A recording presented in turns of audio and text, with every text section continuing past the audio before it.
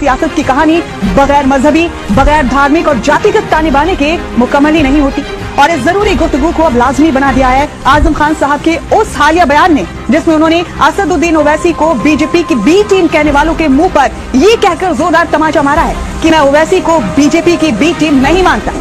उन्होंने एक कदम और आगे बढ़कर ये भी कहा कि मैं ये भी नहीं मानता कि ओवैसी साहब ने कभी जिंदगी में बीजेपी से कोई खुफिया मुलाकात भी की।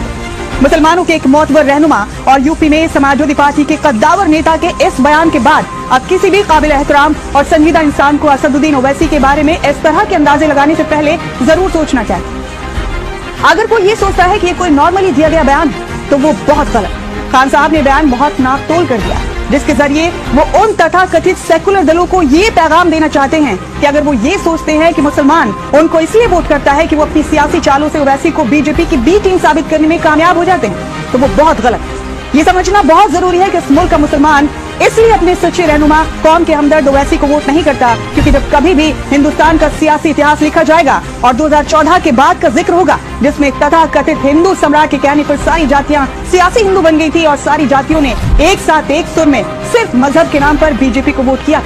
उस दौर में भी मुल्क के मुसलमानों ने एक इंतहाई काबिल, पढ़े लिखे और हम मजहब रहनुमा ओवैसी को वोट न देकर हमारे मुल्क की सबसे बड़ी खूबी, हमारे मुल्क के हुस्न सेकुलरिज्म को जिंदा रखा।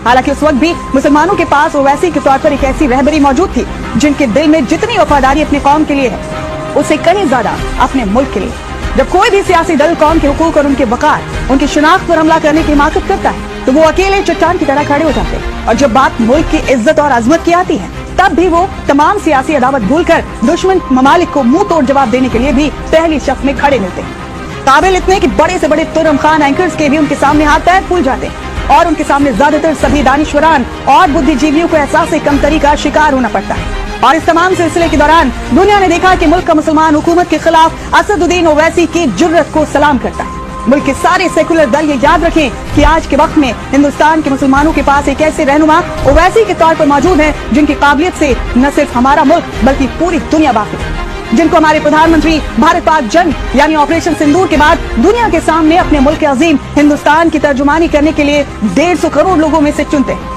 जो काबा शरीफ में रो रो कर कसम खाकर कहते हैं कि मेरा बीजेपी से कोई नाता नहीं है, जो मुसलमानों की बुलंद आवाज बनकर संसद में अकेले दहाड़ते, जिनको संसद में हमने उस वक्त रोते हुए देखा जब मजहब इस्लाम के खिलाफ कानून बनाए जा रहे थे और उस वक्त मुसलमानों की वोट से जिंदा रहने वाली सारी सियासी जमातों के सारे नुमाइंदे खामोश बैठे रहे। कौम के सच्चे रहनुमा ओवैसी ने संसद में अपने मुखालफिन की तरफ से खुद पर किए गए मजाक का न सिर्फ जिंदा दिली से सामना किया बल्कि पूरी दीदा दिलेरी के साथ अक्सर उनके मजाक का जवाब भी बावकार अंदाज में दिया। बावजूद इसके मुल्क का मुसलमान बसपा को वोट देता है, राजद को वोट करता है,